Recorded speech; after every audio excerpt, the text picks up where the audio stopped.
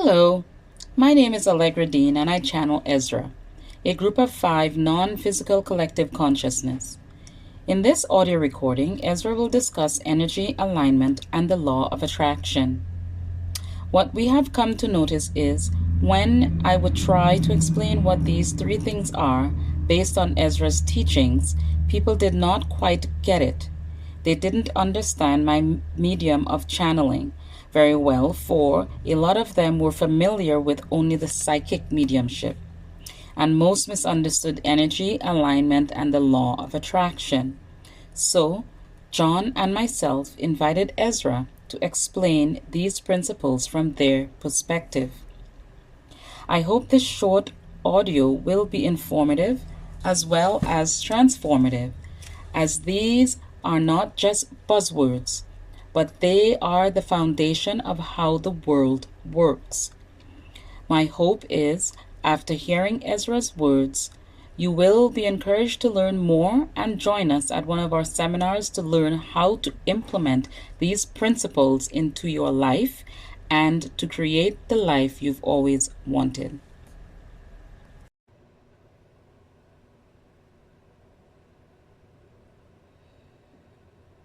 We are here.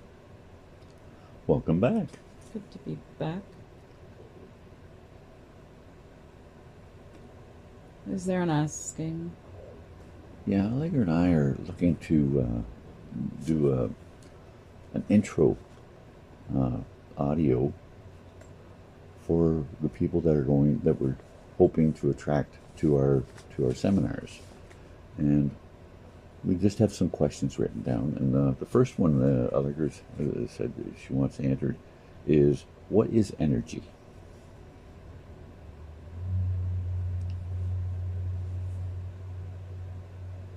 Energy in the physical sense is who you are.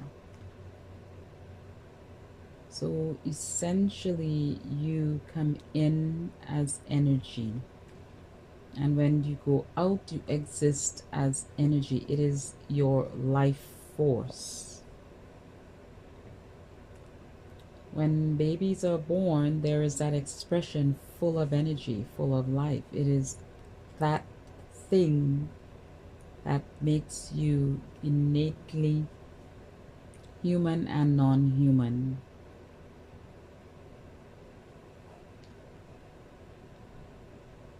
Another asking. When the decision was made to come into this reality, what was our understanding of energy? We understood that when you come in as humans, there was an understanding before the emergence and a knowing that you were energy. You are all that there is and all that is. So your energy is what you are before deciding to come in. And when you come in, you take on another form, but that energetic you innately is there. It is that thing that you feel that gives you life. Hence the expression, when the exuberance for life is not there, some will use the expression, my energy is a bit down. It is that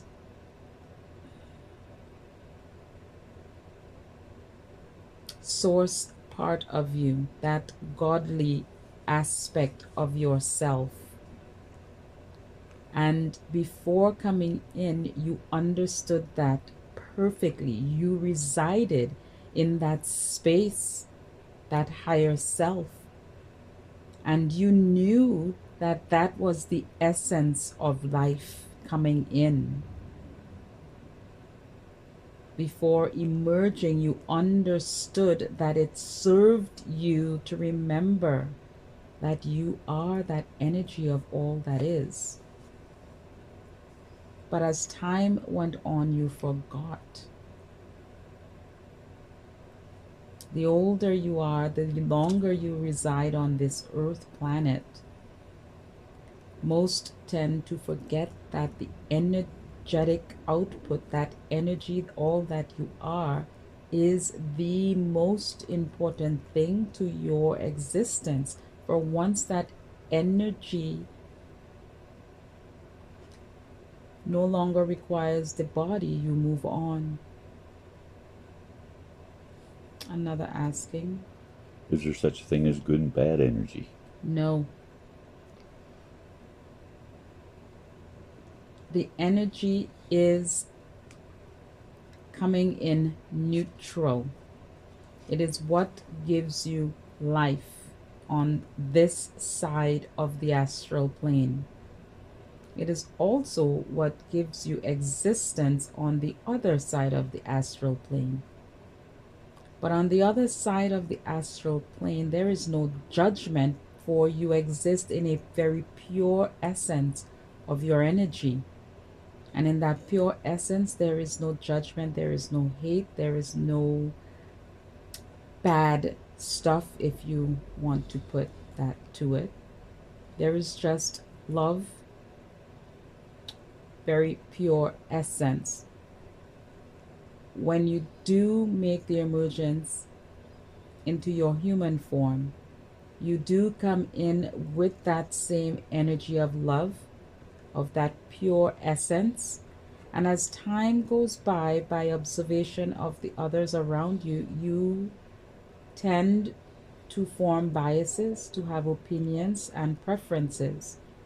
And it's through those preferences and perceptions the labels of good or bad is attached to it.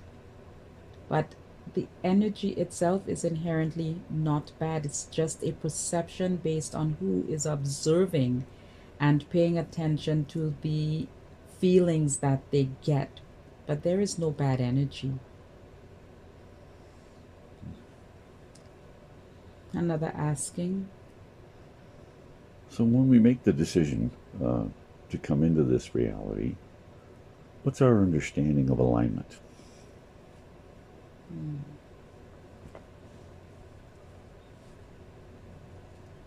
Alignment is a combination of energy and the emotion emerging together to form that thing that keeps you in that state of knowing, of balance, of love, of allowing. And some would say that your alignment is basically your emotions being your guide. So in paying attention to the way you feel, if there isn't a feeling of freedom, of love, of happiness, of acceptance, then that would be termed as a misalignment with your energy, your core energy, that essence we spoke about before, in terms of all that is, that pure love, that pure energy. And if there is feelings of joy, love, happiness, acceptance, then that is the feeling of alignment with all that you are. So it is essentially basically driving a car. And if you are driving that car and you need to stay in your lane and the car wanders to one side, you bring it back to the center of your lane. And if it moves to the other side, you bring it back to the other side. It's the same thing as alignment.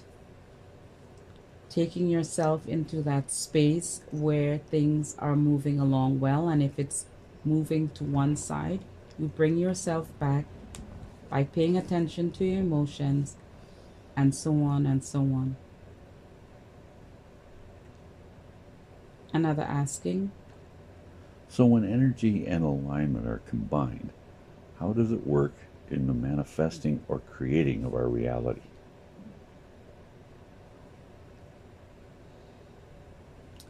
Understanding that energy, the energy, your core energy, that essence of who you are is good.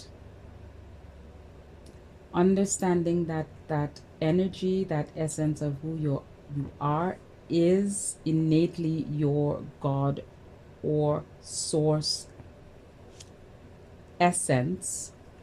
When you find yourself in alignment, meaning you are experiencing joy, you are experiencing confidence, you are experiencing that knowing and sitting in that space of experiencing who you are at any moment in time, which is the energy, when you combine that alignment of that good feeling with the understanding of what your energy is about, why it is something that is innately who you are, and you combine those two and you move towards things that you desire, they catapult or pull you into a place of allowing the universe to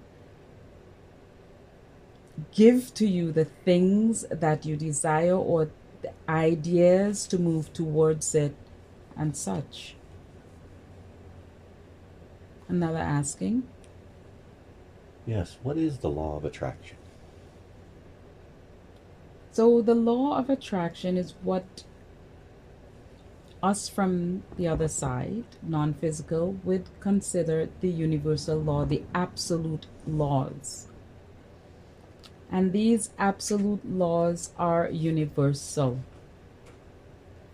And that absolute law is like attract like. Humans will say opposites attract, but we say like alike will attract like, meaning that the energy or the thoughts that you put out will attract onto itself more of exactly the same. And that is the law of attraction. Another asking, So how is it the law of attraction used to our advantage? with the understanding that like attract like, whether that like is good or what you term bad, negative or positive, then as you go about your day, your existence, with that understanding that like attract like, you pay attention to the energy that is put forth, the thoughts that are being thought, the words that are being spoken for, they do have energy behind them as well. And with the understanding that it is going to attract exactly what is being put out, you will find that you can use it to your advantage. So when you have doubt and you decide to move onto a project or a thing with doubt, if that strong inclination is to doubt yourself, then you cannot expect the universe to give you positive results or to move you into a place where there is no doubt, for your vibration, your energy, the energetic output is one of doubt, and the laws of attraction, the laws of the universe will only show you things that feeds into that doubt. But if you are moving towards projects that has a very positive vibration or energy around it when you think about doing it, when you implement the doing around it, then the universe, based on those laws, cannot give you anything else but positives around it. And that holds true for your speech, your self speech to yourself and to others, your observation of others as well. For sometimes humans believe they can fool the universe by speaking one thing and thinking the other. And because the law of attraction responds or moves based on the energetic output and not words per se, they wonder why they get what they would term as mixed results. So they will speak words that sounds sweet, but in their mind, the energy behind it is again probably one of doubt or dislike, and they wonder why is it the results that they're expecting isn't happening even though they believe they are being sweet. Understood? That's why mantras don't work. Precisely. Mantras are words that are meant or are being told that is supposed to have a certain result, but if the energy behind those words from the one who is reciting the words does not line up, then the mantras are just empty words spoken into the air. Everything starts with energy and emotion, which is the alignment. And from that point, any mantra can work. If the energy is positive, if the energy is one of love, if the energy is one of confidence, then it will work.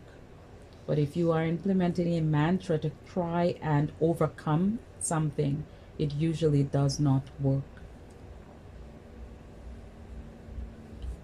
Another asking. So I've heard before that you get what you think about. Yes. So it's your thoughts. It's not what I'm saying. It's what's inside. It's what I'm thinking. It's what's in my mind. I can be saying all the right things. Yes. Okay.